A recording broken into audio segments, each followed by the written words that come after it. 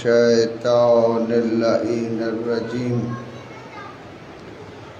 بسم الله الرحمن الرحيم الحمد لله الذي هدانا لهذا وما كنا لنهتدي لولا أن هدانا الله لقد جاءت رسل ربنا بالحق والصلاة والسلام والتحية والإكرام على النبي الأمي العربي القرشي المكي المدني الهاشمي الذي سمع في السماء أحمد وفي الأرض أبي القاسم محمد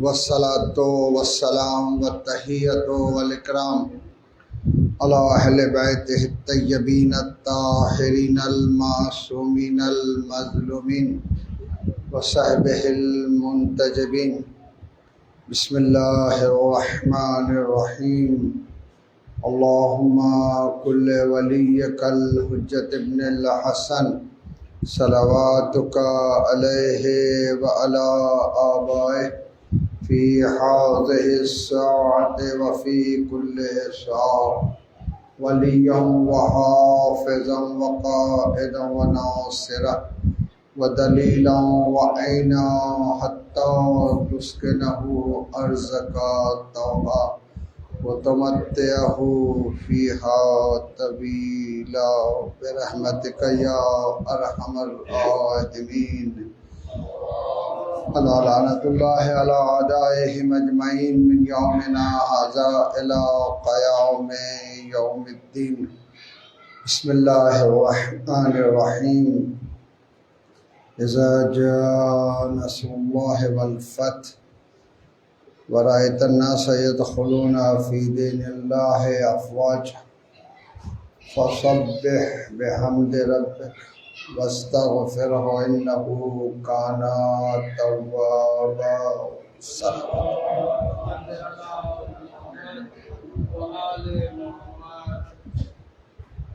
আল্লাহ রাব্বুল আলামিন আমাদেরকে তৌফিক দিয়েছেন যে আমরা আহলে বাইতে আতহার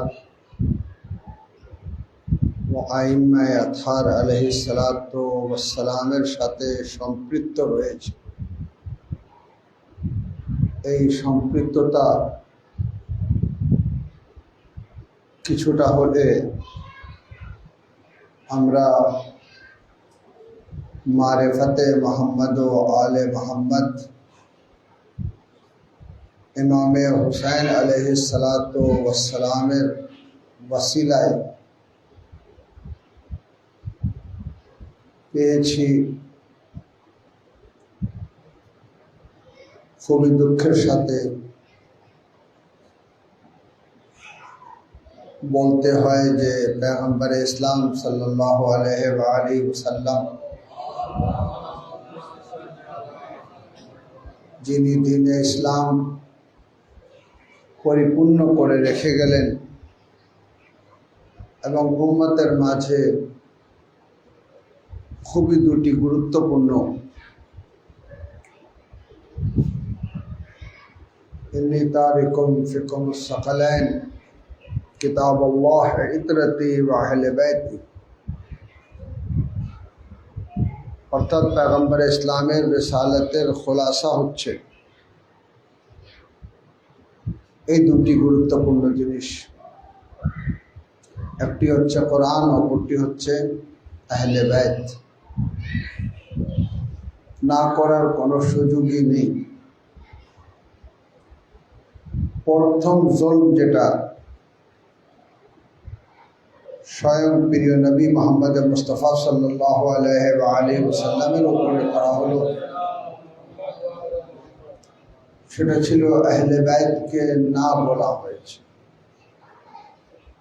আপনি বলবেন কোথায় কে না বলেছে?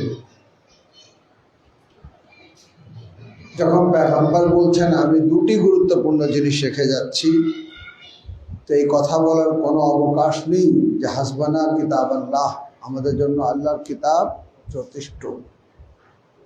যদি যথেষ্ট থাকতো স্বয়ং পয়গম্বর ইসলাম নিজেই বলতেন যে তোমাদের মাঝে আল্লাহর কিতাব রেখে যাচ্ছি, আল্লাহর কিতাব যথেষ্ট। যারা হাসবানা কিতাব আল্লাহ বলেন তারা নিজেই বলেন, যদি ওই হাদিসটি দুর্বল, যে পয়গম্বর ইসলাম দুটি জিনিস রেখে গেলেন, একটি হচ্ছে কোরআন, অপরটি হচ্ছে সুন্নাত। সুন্নাত হচ্ছে তাফসীরে কোরআন, রাসূলের সিরাত, কোরআনের বাহিরে কিছু না। মা ইয়ানতাকু আনিল হাওয়া ইন হুয়া ইল্লা ওয়াহয়ুন ইউহা। নবী নফসের চাহিদা অনুযায়ী কোনো কথা বলেন না। যা করেছেন হুজ্জাত, যা বলেছেন হুজ্জাত, যা ওনার সম্মুখে করা হয়েছে হুজ্জাত। কওলে রাসূল হুজ্জাত, ফেলে রাসূল হুজ্জাত, তাকরীরে রাসূল হুজ্জাত। কেন? এই জন্য পয়গম্বর ইসলামের জীবনীটা হচ্ছে তাফসীরে কোরআন, সুন্নাত হচ্ছে তাফসীরে কোরআন। তো তাফসীরে কোরআন একটি জিনিস, মুআল্লিমে কোরআন আর একটি জিনিস।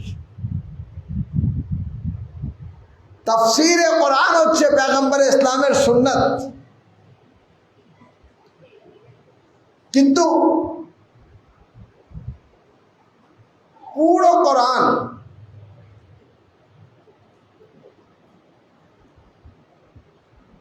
আমি অনেকবার এই ঘটনা বলেছি যে আমরা কয়েকজন মিলে ধর্মীয় বিষয়ে আলোচনা করছিলাম। একজন মৌলানা পাশ দিয়ে যাচ্ছেন, বললেন তোমরা এখানে বসে ধর্মীয় আলোচনা করো, কোনো প্রশ্ন থাকলে মসজিদে গিয়ে ইমাম সাহেবরে জিজ্ঞাসা করো না কেন।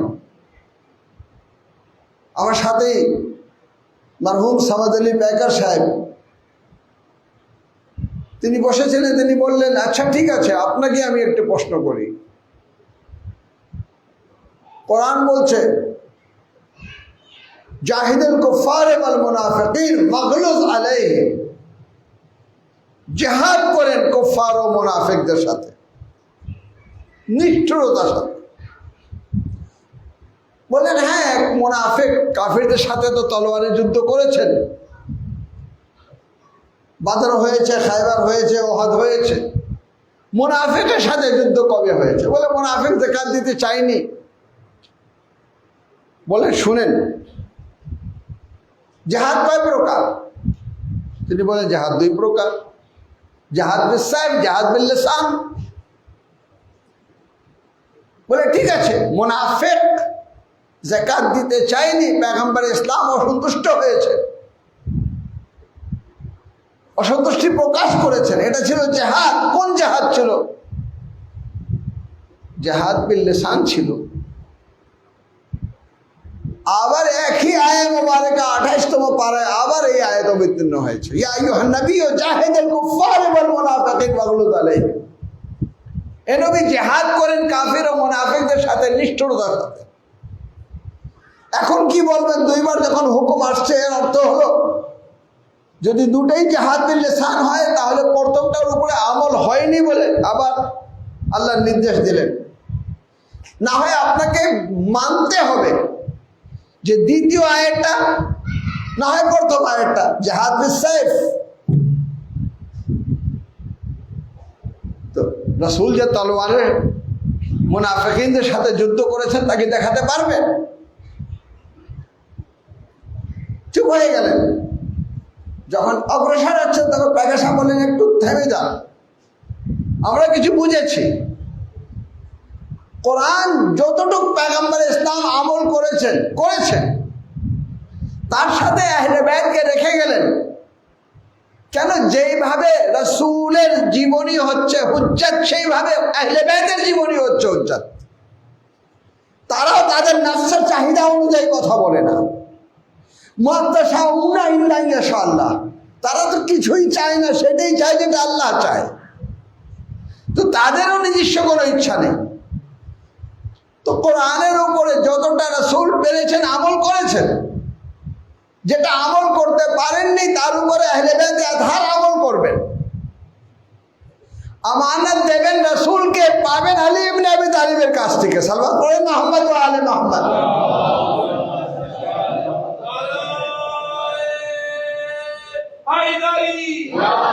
সবে হিজরত কি হয়েছে? রাসূল হিজরত করে চলে গেলেন, আমানত কার কাছে পেলেন? আলিয়া মুর্তজার কাছে। কেন? যেভাবে রাসূল আমিন ছিলেন সেভাবে আলী আমিন ছিলেন, যেভাবে রাসূল সাদিক ছিলেন সেভাবে আলী সাদিক ছিলেন, যেভাবে রাসূল মওলা ছিলেন সেভাবে আলী মওলা ছিলেন। আলীর আমাল অর্থাৎ কোরআনের আমাল। তো রাসূল মুনাফিকদের সাথে তলোয়ারে জিহাদ করেননি, কিন্তু আলিয়া মুর্তজা জিহাদ করেছেন তলোয়ার দিয়ে। অর্থাৎ তলোয়ার দিয়ে আলীর জিহাদ না, রাসূলের জিহাদ ছিল। সাল্লাল্লাহু আলাইহি মুহাম্মদ ওয়া আলে মুহাম্মদ। কেউ বলবে ভাই কোন ধরনের কথা, কোন ধরনের কথা? আলী করেছেন মানে রাসূল করেছেন, আলী জিহাদ করেছেন অর্থাৎ রাসূল জিহাদ করেছেন। এটা তো সম্ভব না। যার আমল তার সাথে, রাসূল যা করেছেন সেটা রাসূল করেছেন, আলী যা করেছেন সেটা আলী করেছেন। আলী করেছেন অর্থাৎ রাসূল করেছেন। আলী মুনাফিকিনদের সাথে জিহাদ করেছেন বিনিয়াবতে রাসূল, রাসূলের নায়েব হিসাবে। অর্থাৎ আলীর আমলের দায়িত্ব রাসূল নেবেন।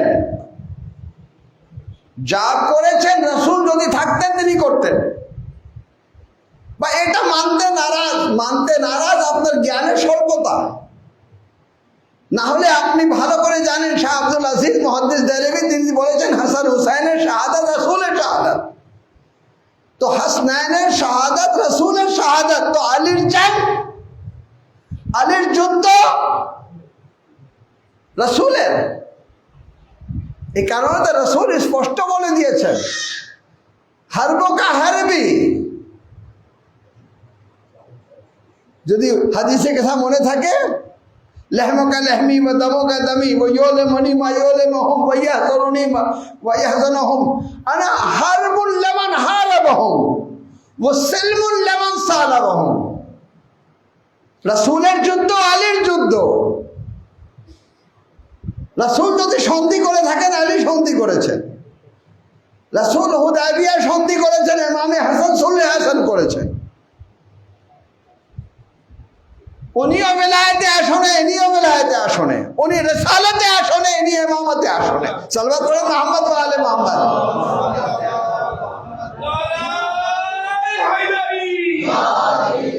পার্থক্য এতটা রয়েছে যে উনি রিসালাতে আসনে বসে আমল আঞ্জাম দিয়েছেন, এনারা ইমামতের আসনে বসে আঞ্জাম দিয়েছেন। তো মুনাফিকের সাথে যুদ্ধ অর্থাৎ রাসূলের যুদ্ধ।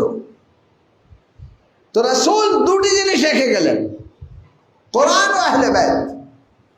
না করার কোনো সুযোগ আছে? মা আতাকুমুর রাসূল ফাখুযুহু, রাসূল যা দেন তা নিয়ে নাও। না আমার ইচ্ছা আমি কোরআন নেব, আমার ইচ্ছা আমি কোরআন নেব আর আহলে বাইত নেব না। ইয়া রাসূলুল্লাহ কি সিদ্ধান্ত দেবেন? রাসূল বলবেন আমি সিদ্ধান্ত নেব না কোরআন সিদ্ধান্ত দেবে, আমি সিদ্ধান্ত দেব না কোরআন সিদ্ধান্ত দেবে। ইয়া নবী আল্লাহ যদি কোরআন সিদ্ধান্ত দিত আরো ভালো হতো। ইয়া আইয়ুহার রাসূল বাল্লিগ মা উনজিলা ইলাইকা মিন রাব্বিক ওয়া ইন লাম তাফআল ফামা বাল্লাগতা রিসালাতা। এ রাসূল আপনি পৌঁছিয়ে দেন, যদি আপনি এটা না পৌঁছান রিসালাতের কোনো কাজ করেননি। কি পৌঁছানো হলো? মান কুনতা মাওলা ফাহাযা আলীর মাওলা, আমি যার যার মাওলা আলী তার তার মাওলা। কেউ যদি বলে আমি তো রাসূলকে মাওলা মানি, আলীকে মাওলা মানি না, তো কোরআন বলতেছে যদি আপনি না পৌঁছান কিছু পৌঁছান নেই। এর মাফহুম হলো মাফহুমে মুখালিফা, এর মাফহুম হলো যে রাসূল যদি না পৌঁছান তো রিসালাতের কোনো কাজ করেননি। আপনি যদি গ্রহণ না করেন আপনি রাসূলকে গ্রহণ করেননি। সালাওয়াত পড়েন মুহাম্মদ ওয়া আলে মুহাম্মদ।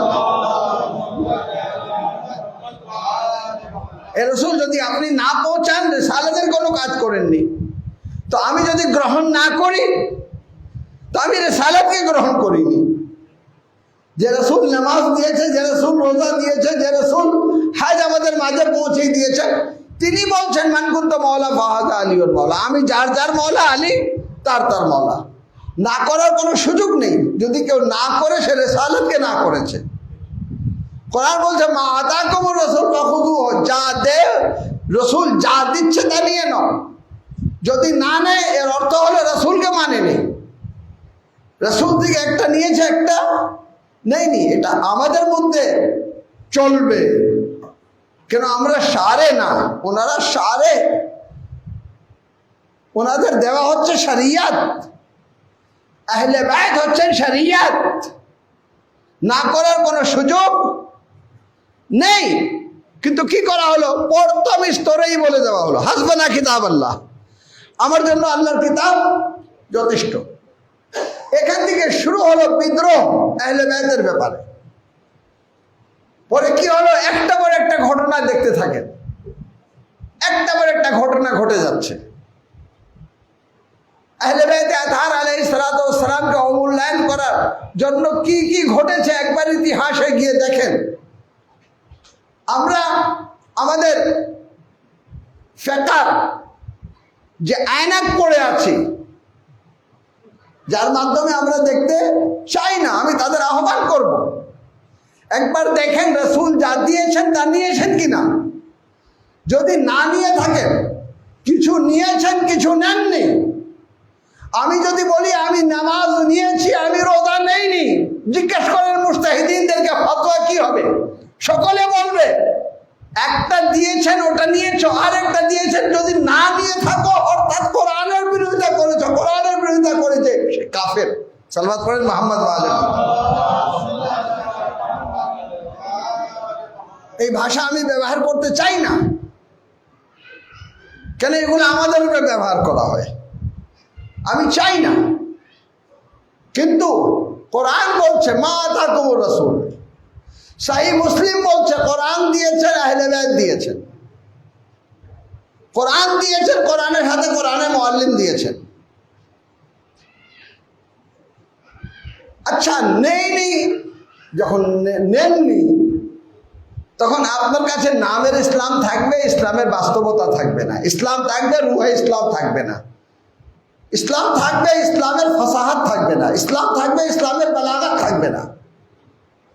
যে কারণে আমি বারবার বলে আসছি, আজকে মাদ্রাসা আর ইউনিভার্সিটি আলাদা হয়ে গেল।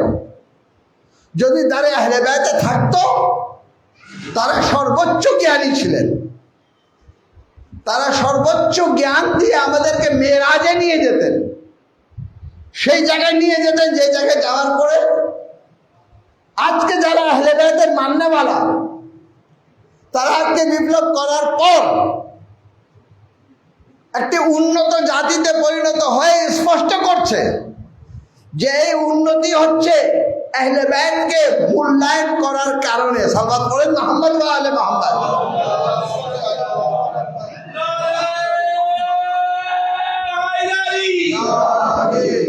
রাষ্ট্রদূত ডক্টরেট করে আসছেন, আমি গিয়ে যখন কথা বলছি তো বলেন আগায় রাজাবি,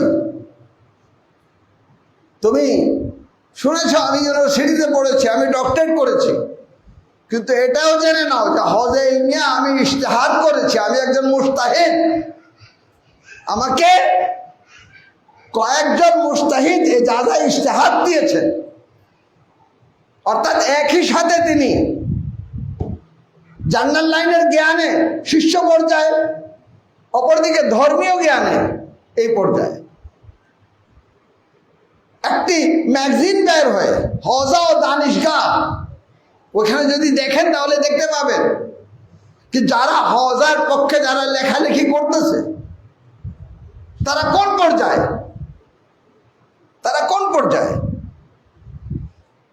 যদি আপনি আমাদের বইগুলো পড়েন, এই জন্য তো ইমাম খোমেনি রহমতুল্লাহ আলাইহ আয়াতুল্লাহ জাওয়াদি আমলিকে পাঠিয়েছিলেন রাশিয়া এবং দাওয়াত করেছিলেন যে তোমরা তোমাদের দার্শনিকদেরকে পাঠাও আমাদের দার্শনিকের কাছে। আমি বলবো ইমাম খোমেনিকে আপনার দার্শনিক কোথায়? হজে ইলমিয়ায় তো কোরআন পড়ানো হয়, তাফসির পড়ানো হয়, কিরাত শেখানো হয়, হাদিস শেখানো হয়। তারা তো মাদ্রাসা লাইনে পড়েছে। আর রুশ থেকে দার্শনিকরা আসবে যারা ইউনিভার্সিটিতে ডক্টরেট করেছে।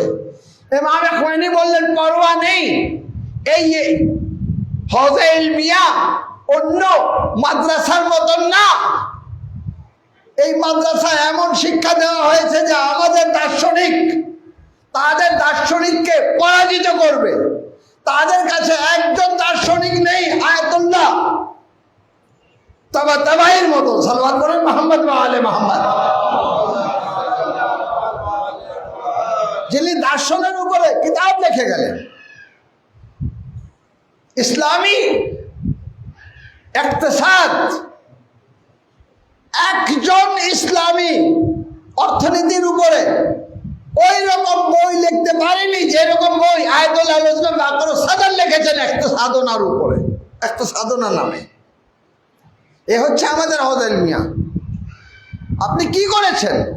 হাসবানা কিতাবাল্লাহ, আমাদের জন্য আল্লাহর কিতাব যথেষ্ট, কোরআন প্রয়োজন নেই। কি করেছেন? সেখান থেকে আফত শুরু হয়ে গেল, সেখান থেকে মুসিবত শুরু হয়ে গেল। इल्म থেকে বিচ্ছিন্নতা। इल्म करता है जमाने में खुमैनी पैदा। जाहिल इंसान को सद्दाम बना देता है। শুধু মুসলমান হলে হবে না, ইলম হতে হবে। আর ইলম যখনই বলবেন আলেম হচ্ছেন আলী ইবনে আবি তালিব। ইলম যখনই বলবেন নিজের যুগে আলেম হচ্ছেন ইমামে হাসানে মুজতবা। ইলম যখনই বলবেন নিজের যুগে আলেম হচ্ছেন ইমামে হুসাইন আলাইহিস সালাতু ওয়াস সালাম। ইলমের কথা বলবেন নিজের যুগে আলেম হচ্ছেন ইমামে জাইনুল আবদিন আলাইহিস সালাতু ওয়াস সালাম। আলী খুতবা দিয়েছেন, নাহজুল বালাগা হয়ে গেল। ইমামে জাইনুল আবদিন দোয়া করেছেন, জুমুরে আলে মুহাম্মদ হয়ে গেল। সালওয়াত পড়েন মুহাম্মদ ওয়া আলে মুহাম্মদ।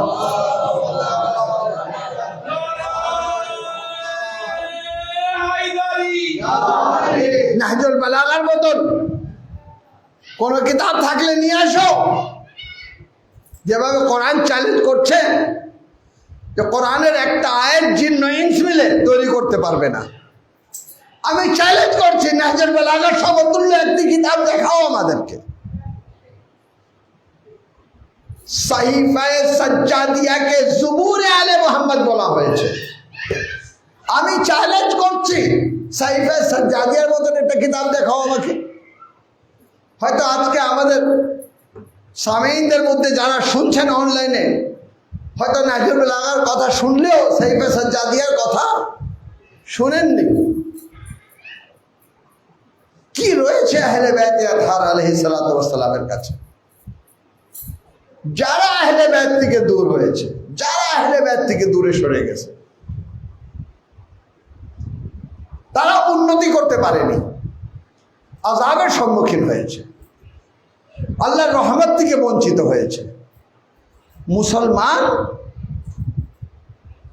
আল্লাহ রহমানুর রহিম, কিন্তু আল্লাহ রহমত থেকে বঞ্চিত কেন? যা আল্লাহ দিয়েছেন তার নাও নেই, যা রাসূল দিয়েছেন তার নাও নেই। সাদিকে আলে মুহাম্মদ তিনি বলছেন ইমামে হুসাইন কাগজ ও কলম চেয়েছিলেন, কাগজ ও কলম দেওয়া হয়েছিল। আমাদের প্রত্যেক ইমাম যখন দুনিয়া থেকে বিদায় নেন তার আগে কাগজ ও কলম চেয়েছেন, কিছু লিখে দিই। আম্বিয়ায়ে কেরামও করতেন। হযরত লোকমানের ওসিয়ত কোরআনে রয়েছে, সূরা লোকমানে, ইয়া বুনাইয়া লা তুশরিক বিল্লাহ ইন্না শিরকা লাযুলমুন আযীম প্রায় পড়ে থাকি। প্রত্যেক ইমামই কলম ও কাগজ চেয়েছেন। রাসূলও দুনিয়া থেকে বিদায় নিচ্ছিলেন, কলম ও কাগজ চেয়েছিলেন। হায় আফসোস, কলম ও কাগজ দেওয়া হয়নি। যদি দেওয়া হতো উম্মত পথভ্রষ্ট হতো না। হুসাইনকে কলম ও কাগজ দেওয়া হলো। রিওয়ায়াতটা কার? ইমামে জাফর সাদিক আলাইহিস সালাতু ওয়াস সালাম। তিনি এই রিওয়ায়াত বর্ণনা করছেন যে ইমামে হুসাইন আলাইহিস সালাতু ওয়াস সালাম বলেছিলেন যে কলম ও কাগজ দাও আমাকে। যখন কলম ও কাগজ দেওয়া হলো তখন তিনি লিখলেন, আজকে আমার এই টপিকের সাথে খুবই গুরুত্বপূর্ণ এই হাদিসটি, খুবই গুরুত্বপূর্ণ। মিনাল হুসাইন ইবনে আলী ইলা বনি হাশিম। হুসাইন ইবনে আলী তিনি বনি হাশিমের উদ্দেশ্যে লিখছেন। হুসাইন লিখতেছেন কার উদ্দেশ্যে? বনি হাশিমের। হুসাইন কাকে উদ্দেশ্য করে লিখছেন? বনি হাশিমকে উদ্দেশ্য করে লিখছেন। কি বলছেন দেখেন, আম্মা বাদ ফাইন্নাহু মান লাহিকা বিমিনকুম, যারা আমার সাথে মুলহাক হয়েছে, আমার সাথে সংযুক্ত হয়েছে, ইস্তাশহিদা, তারা শাহাদাতের সর্বোচ্চ আসরে পৌঁছাতে পেরেছে। মান লাহিকা বি মিনকুম, বনি হাশিম তোমাদের মধ্য থেকে যারা আমার সঙ্গী হতে পেরেছে, যারা আমার সাথে মুলহাক হতে পেরেছে, তারা শহীদ হয়েছে। ওমান তাখাল্লাফা, আর যে আমার সঙ্গী হয়নি, মান তাখাল্লাফা আন্নি, যে আমার থেকে দূরে সরে গেল, আমার পথে আসেনি, আমার সঙ্গী হয়নি, লাম ইউবলাগ আল ফাত, তার ভাগ্যতে কল্যাণ নেই। ওয়াসসালাম। এটাই হচ্ছে ইমাম এই ছোট্ট করে বনি হাশিমের উদ্দেশ্যে লিখেছে, তোমাদের মধ্য থেকে যারা আমার সাথে মুলহাক হয়েছে তারা শাহাদাত বরণ করবে, আর যারা মুলহাক হয়নি তারা কোনোদিন বিজয় অর্জন করতে পারবে না, কোনোদিন সাফল্যতা অর্জন করতে পারবে না। আমাকে বলতে দেন, মাওলা বলছেন কোনোদিন সম্মানিত হতে পারবে না। মাওলা কি বনি হাশিমকে বলেছেন? শুধু বনি হাশিম না, যারা হুসাইনের সাথে মুলহাক হয়েছে, যারা হুসাইনের সাথে মুলহাক হয়নি তারা জীবনে সফলতা দেখতে পারবে না। তো আমাদের মজলিস মুমিনদেরকে হুসাইনিয়াতের সাথে ওয়াসিল করার একটি মাধ্যম। এই হুসাইনিরা হুসাইনের সাথে নিজেকে সংযুক্ত করে নাও। সংযুক্ত করলে কি হবে? মান মাতা আলা হুব্বি আলে মুহাম্মাদিন মাতা শাহিদা। আর যে মুলহাক হবে না সে কোনোদিন সফলতা অর্জন করতে পারবে না। তার ইসলাম হবে ব্যর্থ ইসলাম, তার দিন হবে ব্যর্থ দিন। এই কারণে আজ আমরা দেখতে পাচ্ছি মওলায়ে মুত্তাকিয়ান আলী ইবনে আবি তালিব কাফিরের সাথেও যুদ্ধ করেছেন, মুনাফিকের সাথেও যুদ্ধ করেছেন, সম্মানের সাথে বের হয়ে আসছেন। আজ হুসাইনিরা ওই দৃষ্টান্ত দেখাতে সক্ষম হয়েছে যে কাফিরদের সাথেও যুদ্ধ করব, মুনাফিকদের সাথেও যুদ্ধ করব, সম্মান নিয়ে আমরা বেঁচে থাকবো। সাল্লাল্লাহু আলাইহি মুহাম্মদ।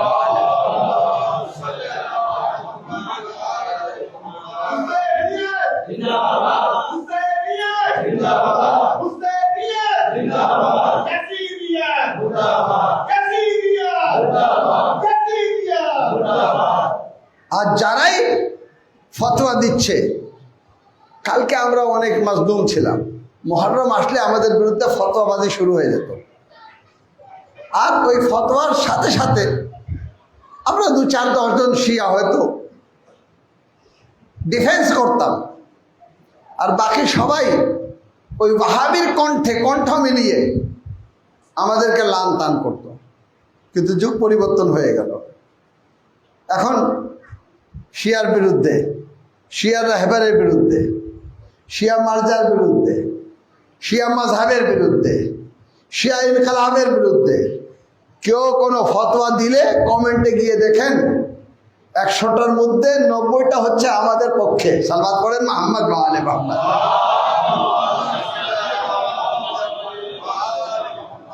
কেন হয়েছে এটা? ইমামে হুসাইন স্পষ্ট করে দিচ্ছেন, মান লাহেকা বিমিনকুম ইস্তাশহাদা, অর্থাৎ যে আমার সাথে মুলহাক হয়েছে, আমি সফলতা পেয়েছি, সেও সফল হয়েছে। আমি মর্যাদার আসনে বসেছি, সেও মর্যাদার আসনে বসেছে। আমি সম্মানিত হয়েছি, জিন্দায় জাবেদ হয়েছি, সেও জিন্দায় জাবেদ হয়েছে। এই কারণে তো জন বলতেন যে আমি আফ্রিকার অধিবাসী, কালো, কিন্তু আকা যদি আমার রক্ত আপনার রক্তের সাথে মিশে যেত, অনেক বড় ব্যাপার। আমার রক্ত আপনার রক্তের সাথে মিশে যেত। আমাদের এখানে মাইয়াত যখন প্রস্তুত করা হয়,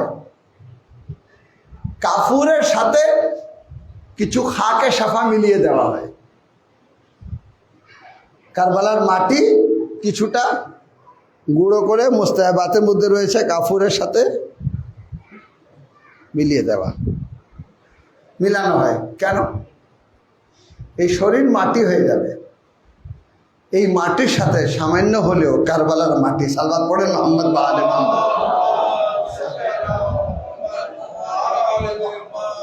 না, আমার এত গুরুত্বপূর্ণ সেন্টেন্সকে যেভাবে মূল্যায়ন করা উচিত ছিল, কমপক্ষে উচ্চ কণ্ঠে সালাওয়াত পড়া উচিত ছিল।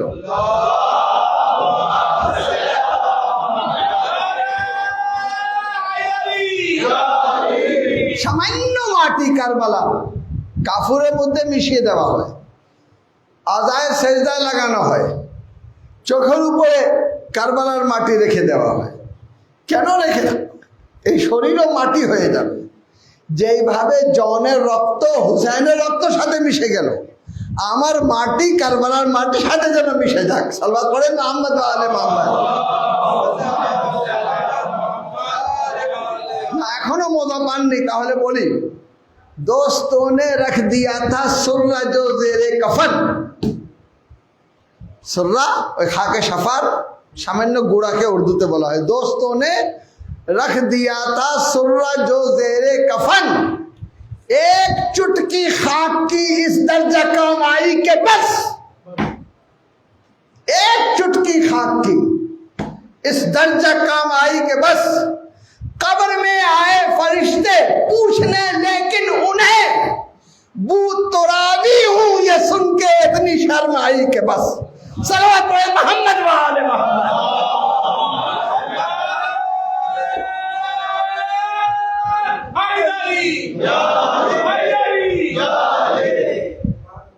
बू तुराबी हूं ये सुन के इतनी शर्म आई के बस। हश्र का हंगाम था, हश्र का हंगाम था और हो रही थी रोक टोक। हश्र का हंगाम था और हो रही थी रोक टोक। हुब्ब हैदर उस जगह कुछ ऐसी काम आई के बस। सलवात पढ़े मोहम्मद व आले मोहम्मद। জন নিজের রক্ত মিশাতে চেয়েছেন, আমি আমার শরীরের সাথে খাকে সাফা মিশাতে চাই। আল্লাহু আকবার। আজাদার আপনারা এসেছেন ফার্সি আজায়, রেবায়াত মুসাল্লামাতের মধ্যে রয়েছে। আপনারা তো শুনেছেন, হুরকে জবীবে बांध के रूमाल फातिमा, बिगड़े हुए नसीब के हुर को बना दिया। हुर के जबी पे बांध के रूमाले फातिमा।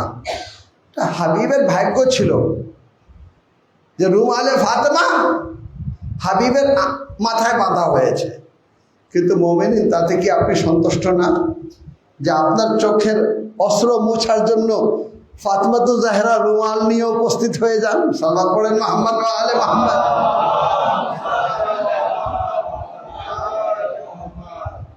ইচ্ছে বড় আর কি হতে পারে আমাদের ভাগ্যতে?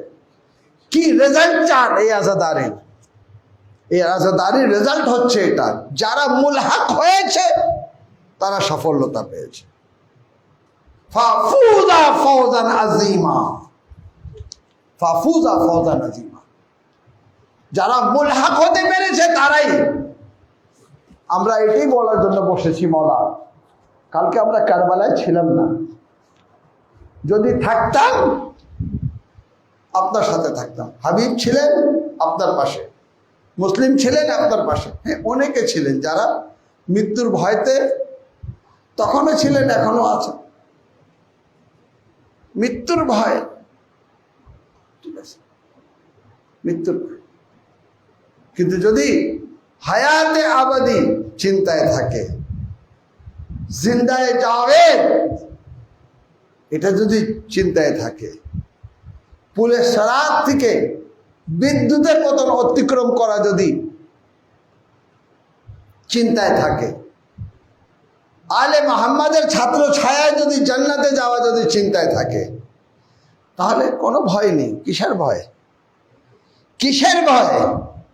কাসিমকে জিজ্ঞাসা করা হলো, কাসিম বললেন আহলা মিনাল আসাদ, মধুর চেয়ে বেশি মিষ্টি।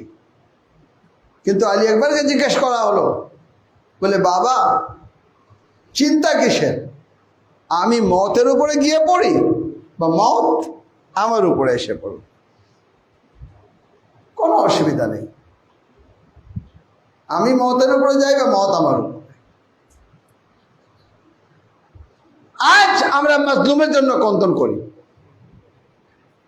আজকে বিষয়ের মধ্যে এটাও অন্তর্ভুক্ত ছিল যে ইমামে হুসাইনের আজাদারির মোটিভকে চেঞ্জ করার জন্য অনেকে চেষ্টা করেছেন। ইয়াজিদ খলিফাতুল মুসলিমিন ছিল, তার থেকে বিদ্রোহ করা জায়েজ ছিল না। ইমামে হুসাইন জানতেন যে একসময় ফতোয়া দেওয়া হবে, ইয়াজিদ খলিফা ছিল, ইয়াজিদের বিরোধিতা করা জায়েজ ছিল না, জায়েজ ছিল না, এই জন্য হুসাইনকে হত্যা করা হয়েছে। এখন যদি ভুল হয়ে থাকে এটা ইজতিহাদগত ভুল, খাতায় ইজতিহাদি। তিনি একজন মুজতাহিদ ছিলেন, ইজতিহাদ করেছেন, ভুল হয়ে গেছে।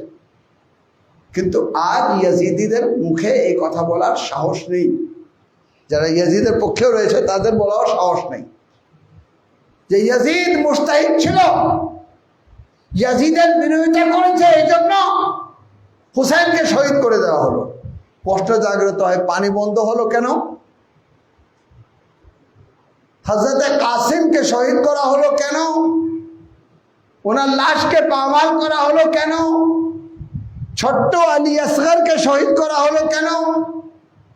হুসাইনের মাজলুমিয়ত এমন ব্যাপক, এমন ভাবে সাজিয়েছিলেন ইমামে হুসাইন আলাইহিস সালাতু ওয়াস সালাম, যার মোকাবেলায় যে কেউ আসবে কোনো কিছু কাজ হবে না, কোনো ফতোয়া ইয়াজিদকে বাঁচাতে পারবে না, কোনো ফতোয়া। ইয়াজিদ তাকে জাইনাব ও উম্মে কুলসুম লাঞ্ছিত করবেন, তাকে হুসাইনের আজাদার লাঞ্ছিত করবেন। দুনিয়ার কোনো শক্তি নেই ইয়াজিদকে সম্মানিত করার। কেন? ইয়াজিদ এমন কাজ করেছে, শুধু হুসাইনকে শহীদ করেনি, শাবিহে পেগম্বর। আল্লাহু আকবার। হযরতে আলী আকবর কে ছিলেন? কে ছিলেন? রসুল খুদা সাল্লাল্লাহু আলাইহি ওয়াসাল্লামকে সলমান ফারসি অনেক ভালোবাসতেন। সলমান একদিন রসুলকে বললেন, ইয়া নবী আল্লাহ, আপনার শরীর থেকে যে সুগন্ধি আসে আমার কাছে খুবই প্রিয়, খুবই ভালো লাগে, কিন্তু এক সময় আপনি থাকবেন না, এই সুগন্ধি আমি কোথায় পাবো? রসুল খুদা গোলাপ গাছের দিকে ইঙ্গিত করে বললেন, সালমান যাও গোলাপ গাছের সুগন্ধি দেখো তো। সুগন্ধি দেখার পরে তিনি অত্যন্ত আনন্দিত হলেন। এই জন্য আমাদেরকে নির্দেশ দেওয়া হয়েছে, গোলাপ ফুল যখনই, গোলাপ ফুলের সুগন্ধি যখন আমরা গ্রহণ করব, মোহাম্মদ ও আলে মোহাম্মদের উপরে দরুদ পড়বো। সালওয়াত পড়েন মোহাম্মদ ও আলে।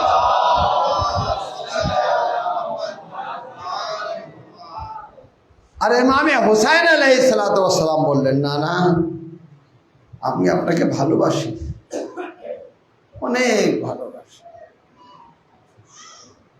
বাহির থেকে আসলেই আপনার জিয়ারতের জন্য ছুটে আসি।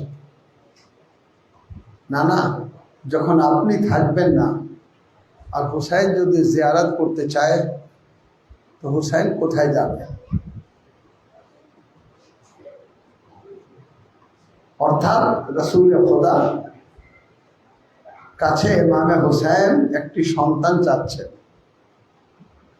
যে সন্তান খালকান খুলকান মানতাকান বিরাসূলিল্লাহ, ইয়া নবী আল্লাহ, একটা সন্তান আমাকে দান করেন, যে সন্তান দেখতে, কথাবার্তায়, আখলাকে, সব দিক দিয়ে যেন আপনার মতন থাকে। রাসূল হাত তুললেন, দোয়া মুস্তাজাব হলো। ইমামে হুসাইনকে আল্লাহ রাব্বুল আলামিন একটি সন্তান দিলেন, যার নাম রাখা হলো আলী আকবর, যিনি শবীহে পেগম্বর ছিলেন, শবীহে পেগম্বর।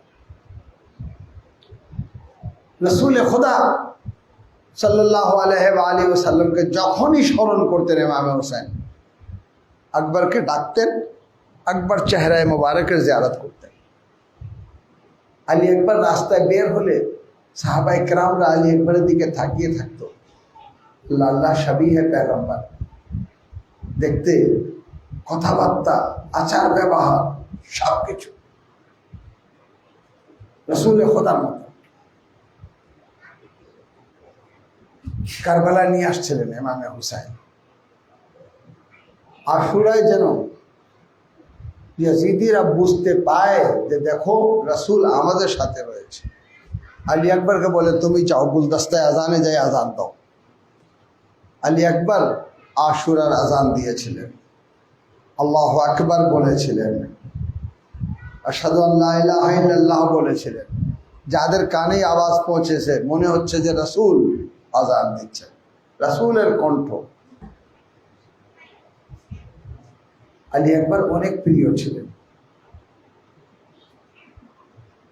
আলী আকবর শুধু হুসাইনের জন্য প্রিয় ছিলেন তাই না, হযরত যায়েনবে কুবরা সালাওয়াতুল্লাহ আলাইহা হুসাইনকে বলেছিলেন যে আপনি নানাকে অনেক ভালোবাসেন, আমি কি নানাকে ভালোবাসি না?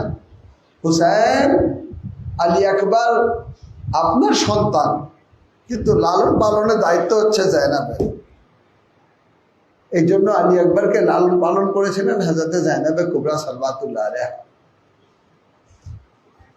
এক এক সাহাবা যখন শহীদ হতেন আর আলী আকবর আসে অনুমতি চেতেন, তখন ইমামে হুসাইন এটি বলতেন যে আলী আকবর, তুমি শবীহে পেগম্বর, আমি যখনই জিয়ারত করতে চাই তোমার চেহারার দিকে নজর করি, তোমার চেহারা দিকে তাকাই, তুমি হচ্ছে শবীহে পেগম্বর।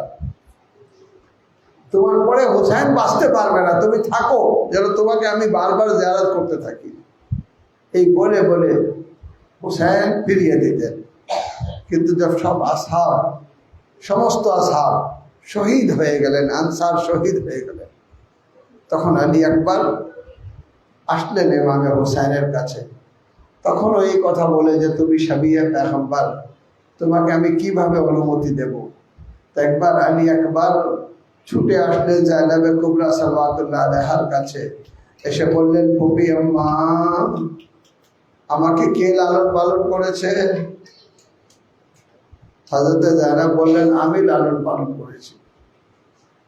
আচ্ছা, আমি একটি প্রশ্ন করতে চাই, আপনার সন্তান আলী আকবর আপনার কাছে বেশি প্রিয় নাকি ফাতেমার সন্তান হুসাইন বেশি প্রিয়? মানে কোথায় হুসাইন, কোথায় আলী আকবর? একবার বললেন তাহলে আলী আকবরকে কেন হুসাইনের উপরে কোরবান করে দিচ্ছেন না? যখন এই কথা বললেন তো হযরত যায়েনব বললেন, আলী আকবর তুমি ইসনে শাহাদাত দিতে আসছো?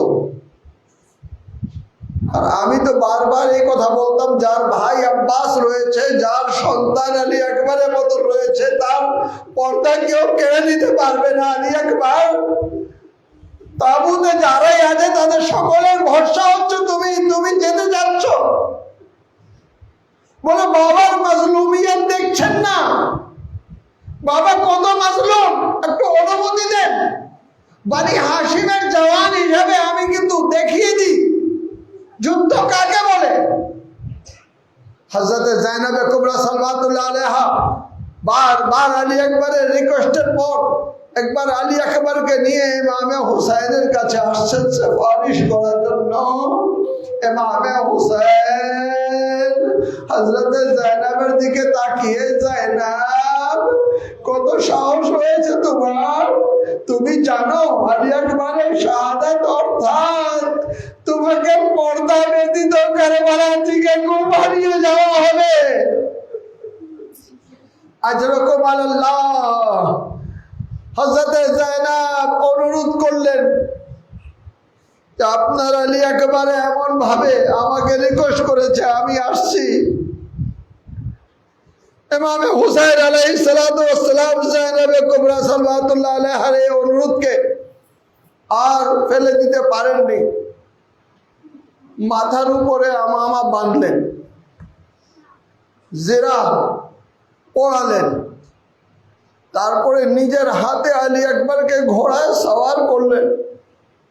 সওয়ার করার পর বললেন, আলী আকবর একটু দাঁড়াও, আমি আমার আল্লাহর কাছে একটু ফরিয়াদ করি।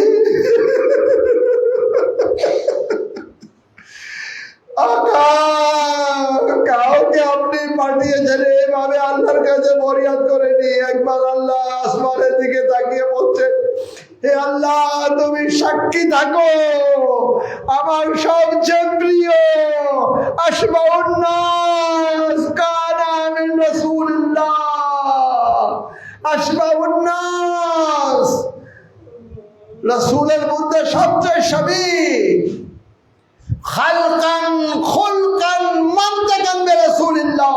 হে আল্লাহ তুমি সাক্ষী থাকো, আমার রাসূলের মতন যার চেহারা ছিল, যার আখলাক ছিল, যার কথাবার্তা ছিল, আমি তাকে কুরবান করতে যাচ্ছি।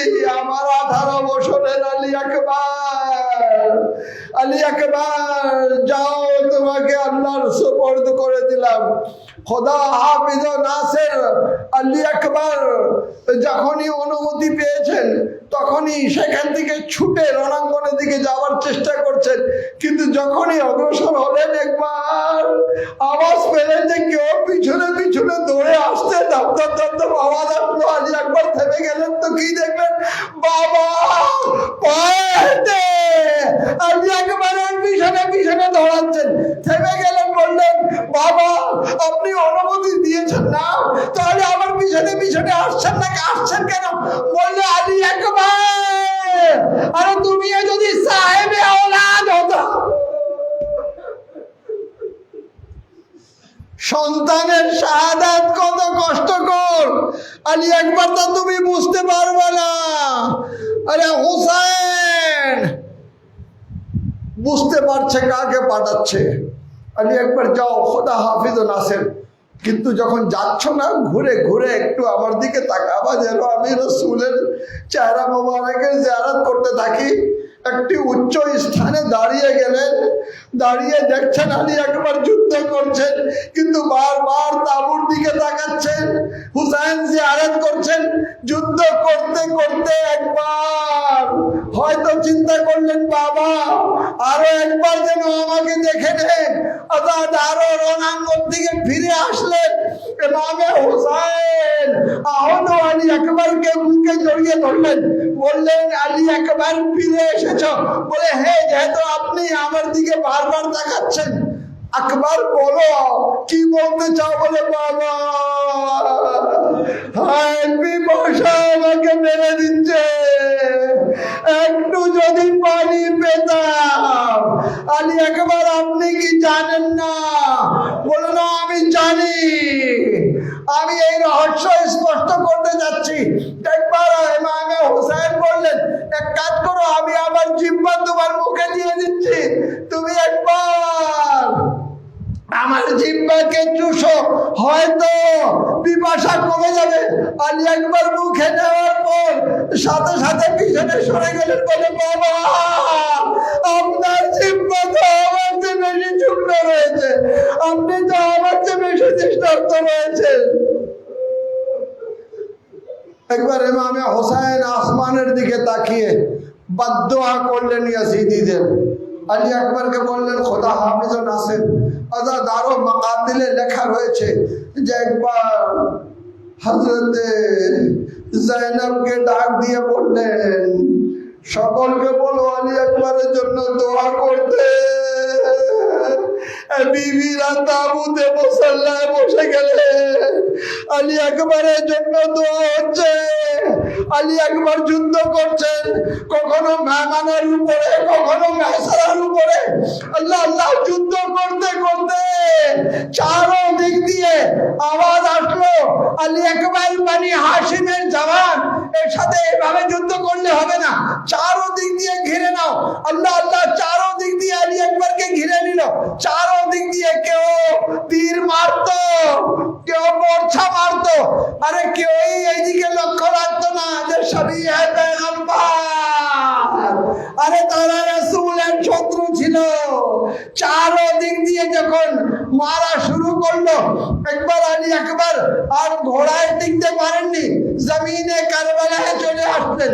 আজাদারো যারাই জমিনে কারবালায় আসছে আওয়াজ দিয়েছে ইয়া মওলা হাদরিকনি, ইয়া আকা হাদরিকনি, কিন্তু আলী আকবর বাবাকে ডাকেননি, বলতে পারতেন ইয়া মাতা হাদরিকনি, এ বাবা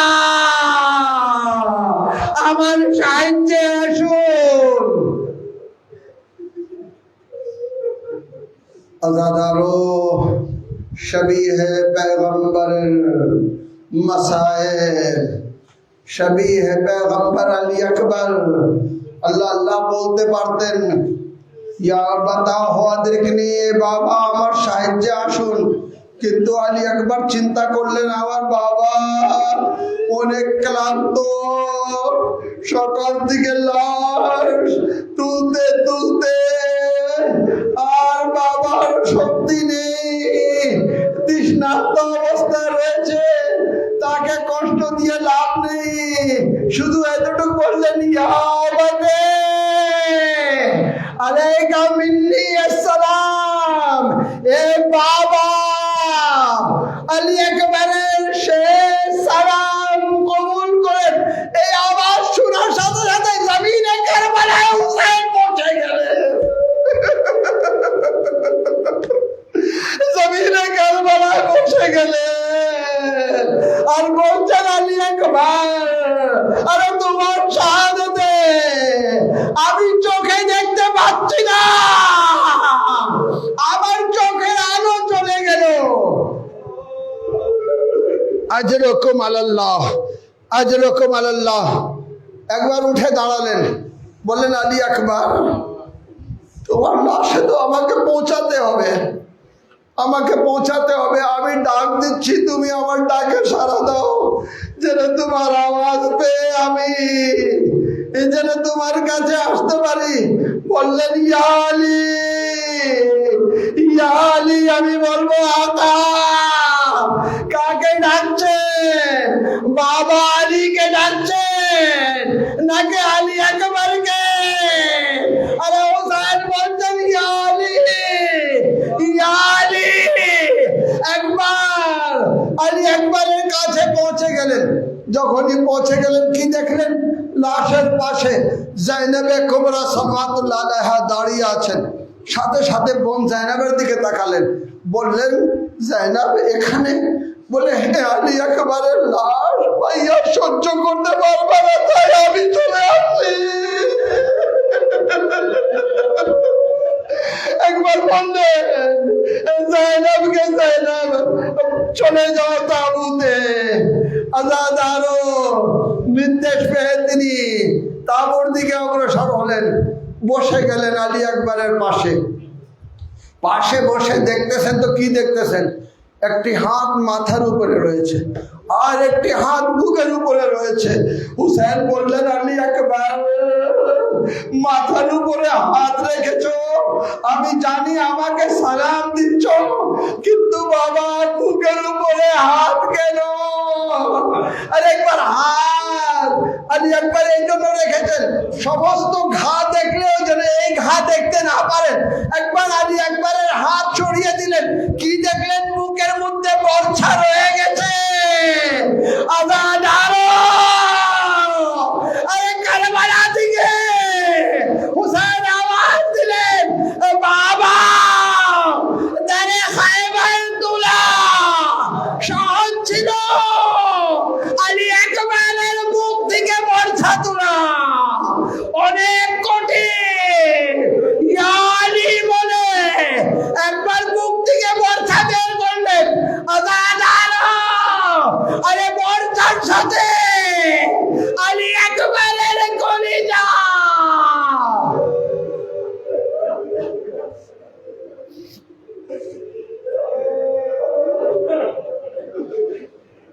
লা ইয়ামুন কায়ামে কায়া আব্দুল্লাহ আলী আকবরের কলিজা। ইন্না লিল্লাহ ওয়া ইন্না ইলাইহি রাজিউন। একবার আসমানের দিকে দেখতেন, একবার আলী আকবরের দিকে দেখতেন।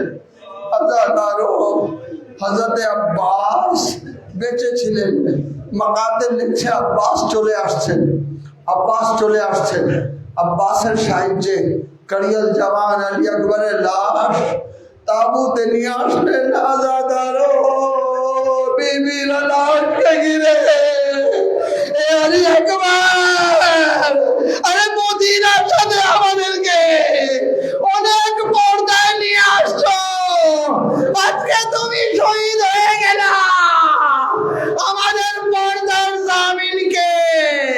আরে কোন বিবি বলতো, আরে তোমার বাবা আরো মজলুম হয়ে গেল। আলী আকবর আরে এমন ভাবে মাতম শুরু হলো, আলী আকবর ওয়াও মজলুমা ওয়াও গরিবা।